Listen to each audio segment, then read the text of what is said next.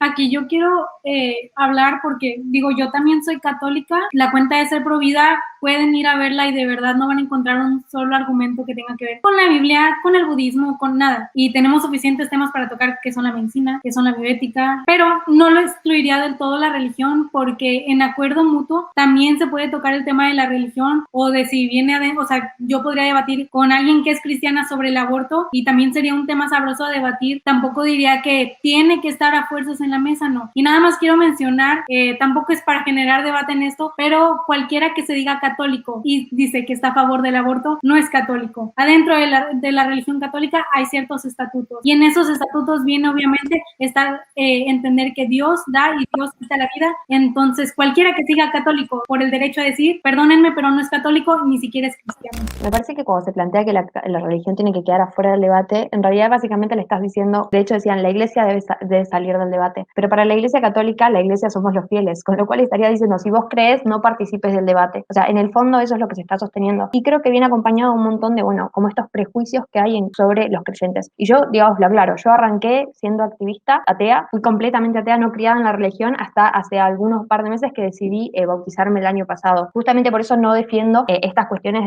desde la creencia religiosa, para nada, pero lo cierto es que me parece como muy duro decirle a una persona no podés hablar desde este punto de vista, porque entiendo que para las personas la religión es una cuestión muy importante. Por ejemplo, si yo fuera médica y me obligaran a realizar abortos y por objeción de conciencia, por mis creencias religiosas, no lo quiero hacer, me parece que la cuestión religiosa es sumamente importante, no podemos vulnerar las creencias de una persona. Por otro lado, me parece que se dijo como que estaba bien dejar a la iglesia fuera, digamos, a la religión fuera siempre que se tratara de derechos. Sin embargo, si tomamos, por ejemplo, Estados Unidos y el segregacionismo, Martin Luther King, pastor protestante, fue uno de los principales luchadores en contra del segregacionismo, y digamos, no le resta valor a su mensaje, sobre todo porque era sumamente confesional.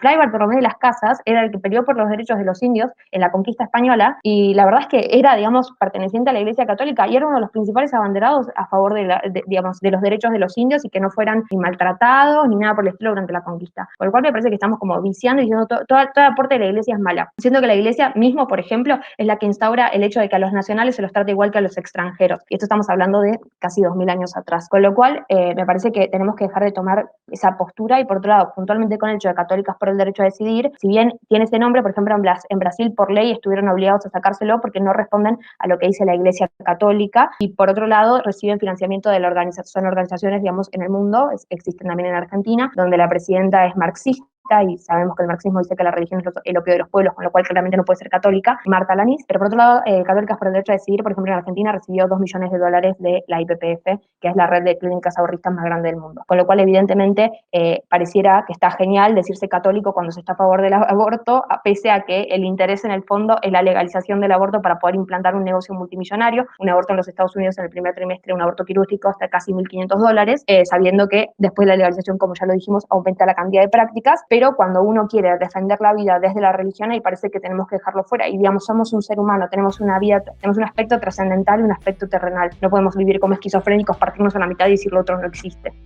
Pero ahí sobre la IPPF yo creo que hay que hacer una anotación, y es que la IPPF no es una clínica abortista, sino una federación de planificación familiar, que es totalmente... Es una red de clínicas. Yo no dije una clínica, es una red de clínicas, tiene 46.000 clínicas alrededor de todo el mundo.